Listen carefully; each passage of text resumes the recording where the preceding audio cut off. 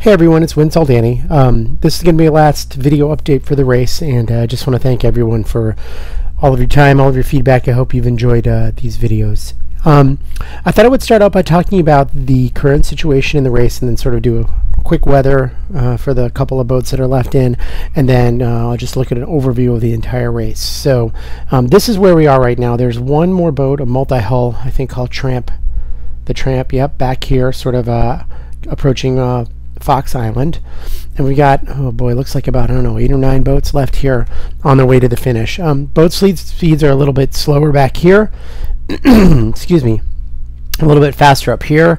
That just could be the nature of the boats that we're looking at here. It could be a little bit of a difference in wind, which I'll discuss in just a second, but either way, I don't think it's a terribly long time for all these boats to finish the race. So that, speaking of which, just to remind everyone where we are, the forecast we were looking at last night and early this morning had the front passing through at 4 o'clock Central. I think that's pretty close. And but just as a reminder, once the front passed, the wind shifted just a touch more northerly, plenty of velocity, you know, sort of a north-northwest kind of thing, and everyone should be done by about 10 o'clock tonight, but just in case that's the situation. The boats that are out there right now, let me hop over to this. I just want to show you right here. We get a bunch of northwesterly observations at about 15 knots. That's what or 20 knots even. Whoops. The two flags there right here mean 20 knots. That's around 10 knots. That's around 20 knots.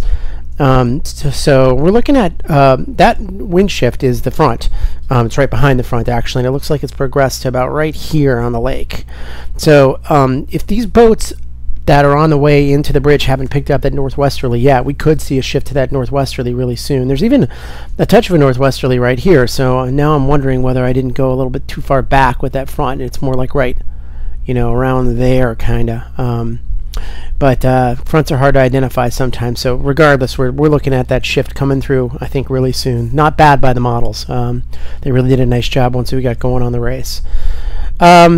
So the other thing I guess I wanted to go over was the sort of the overall race. And so what I'm going to do here, and bear with me as I do it, is I'm just going to play out the whole race for everyone again, starting with the cruising fleet. And let's remember that they started out in a sort of a northerly wind, and then as the wind shifted on them to more of a southeasterly wind, they went straight up the lake, and wow, did they make good time up the lake. And the wind then even went around a little southwesterly, and our racing fleets start off in sort of a light southeasterly. That's sort of a fight between the gradient wind and the shore breeze. So they make great time up the lake, the racing fleets do, with the ones that stay a little bit farther offshore of Michigan doing better than the ones who go inshore to Michigan.